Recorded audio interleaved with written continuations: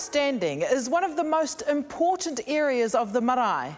It's the marae Aotea, the sacred space where whai kōrero and formal greetings take place. But to get here is a journey in itself. This is Te Ara Ahine, which literally means the pathway of women. And the journey to the marae begins right here. The space was really created as a female entrance to the marae. The space is really based around two main concepts. The first one being the karanga, the first sound that you hear, and the role that really Māori women play on the marae. And the other sort of concept was the name of the space, Te Ara Ahine, is really around whakapapa or genealogy and that line of descent from the beginning through. So it's a sort of a formal and ceremonial entrance into the marae. So is it only for women? Not in terms of location, no, and people entering the space, not at all. It's not just for women, but we've really sort of, I suppose, branded it as a changing contemporary space for women artists. Primarily Māori women, but not exclusively.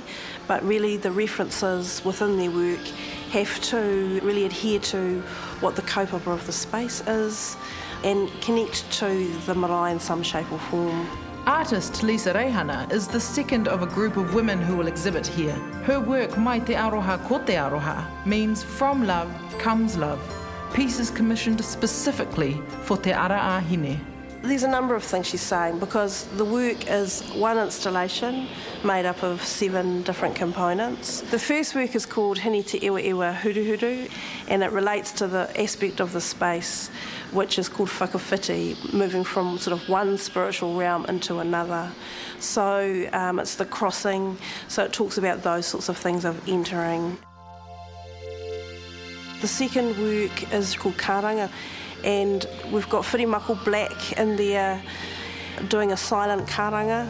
I think the song is really a song she wrote in reference to the Māori battalion and people returning to New Zealand or not returning to New Zealand. The next work is Ngā Haui Whā, which is the 4 wind goddesses, which really references her nieces. She has 4 sisters. She has 4 nieces. She always wanted to do work with them. She often does work with her own family. The 4 women depicted, they were photographed and then etched onto glass, so they're sort of like those 1950s mirrors you find. One of the final works is a large image of Hene Nui Tapu, which is a photographic work. It sort of goes into Lisa's practice. She's moved into photography really and made a series of po, she calls them. She sees them like sculptures, they're like carvings. This one was made particularly for this space. It's really around a concept of tūnga whakamaumahara, where when you're moving onto a marae, basically it's sort of acknowledging the people that have gone before. Until 2011, this will be home to Mai Te Aroha Ko Te Aroha, Lisa Reihana's work of love. And if you're lucky, you might just get to share in some.